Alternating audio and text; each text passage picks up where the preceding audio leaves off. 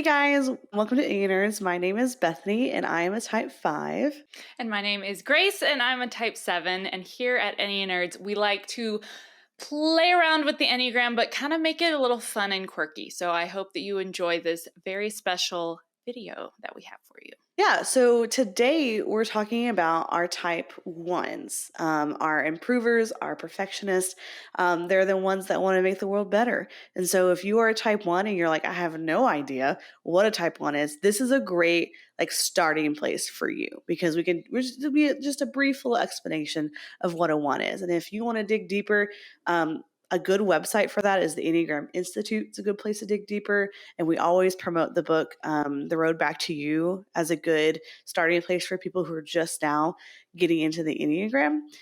So I'm just going to dive right in. And now, excuse me, but some of this stuff is not easy to talk about because we talk about deadly sins and some of our fatal flaws. And so I'm sorry in advance if I hurt your feelings. I'm not trying to hurt your feelings, I promise. So the one's deadly sin or fatal flaw, as I like to call it, is anger.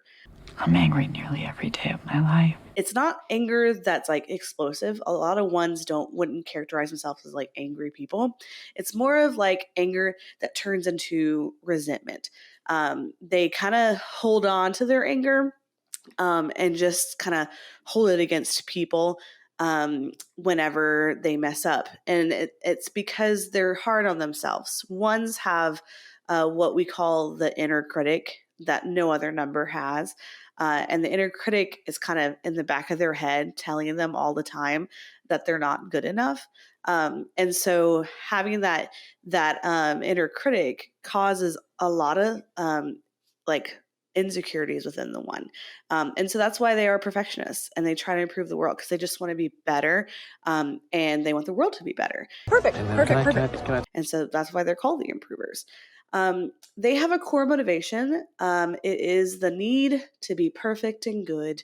They have this inner justice system that's in them. I like to think of Captain America as a one who they're very, very have a very strong moral compass as a one. And so they will pretty much do what is the right thing every time. They're the people that will always put the grocery cart back into the stall at a Walmart or a Kroger. They're the ones that do that every time. And so there are some good careers for ones. And you might find yourself in this type of career. A professor is a good career, a judge, because they have such a strong moral compass, a lawyer, a social worker who's going to fight for people who are down on their luck, that have a problem, might have some kind of problem they can't control. Ones are good advocates for that. Maybe a detective to solve mysteries, who knows? But I think all of those are great careers for a one. And so Grace, I think you can talk about some of the fun stuff with the one. Okay, so as we already stated, ones are called the improvers, but another name that they can go by is the idealists. And I think that is a really, really good description of a one. They are very idealistic people. As Bethany said, a lot of times they know what is right, they know what is wrong, and they are willing to fight the system to accomplish that goal. And so they are very principled individuals. They're rational thinkers, and they are very purposeful in everything that they do. They're also detail-oriented, which I'm going to talk about a fictional character in a moment that is very detail-oriented, and you will understand what I mean in a moment.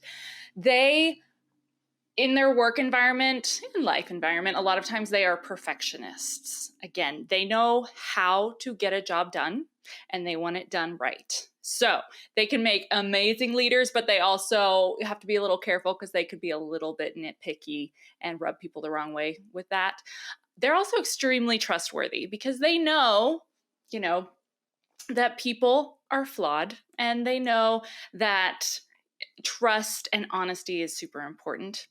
They're often very virtuous people, again, with the right versus wrong, and they're also often overachievers because they want to make the world a better place. I have two ones in my family. Both my dad and my sister are ones, and so I have seen this played out. Especially, I've seen it played out male and female, which is kind of interesting. But both of my family members, they want the right thing done. The thing that stresses them out so much is if something is chaotic, if something is messy, or something is out of place, either literally or figuratively, they can lose their crap. And so the fictional character is, as Bethany mentioned, also Captain America is a fantastic, he would be a very healthy one. So we can all aspire to be a Captain America, but also Monica Geller from Friends. Well, I'm Monica Geller, ball like a baby. She is a perfectionist. She is extremely detail oriented. If something is out of place, oh my gosh, she would lose her mind. And obviously in Friends, it's kind of funny, but in everyday life, maybe not so funny. So we aspire to be a Captain America, but many times we are a Monica Geller. One thing that we also want to talk about is every number goes to a stress number and a secure number. And those numbers can look totally different than your core number. So if your core number is a 1 and you are stressed out, you might be headed towards a type 4, which if you have no idea what a type 4 is, go ahead, head over to that video, watch the type 4 video, and think about yourself when you're stressed.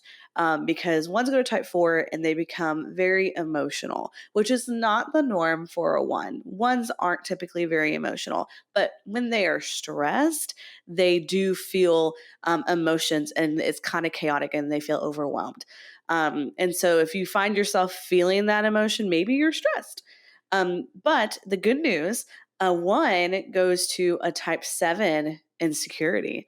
And as we all know, 7s are very fun and very exciting. And so it's kind of fun when a 1 is feeling very secure that they're going to go outside of their comfort zone and they're going to be the life of the party, which is very rare for a 1, but it's super exciting when that happens, when they feel that safe to be the life of a party.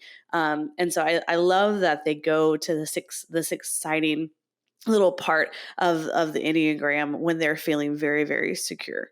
So if any of that is ringing true for you, there is a chance you may be an Enneagram 1. We encourage you, if you are brand new to the Enneagram, to go ahead and watch all of these videos, because the Enneagram is complicated and no one can fit into a perfect box. So there might be parts of you that are feeling this, but you might feel another number a little bit more too. So we encourage you to watch the other videos as well.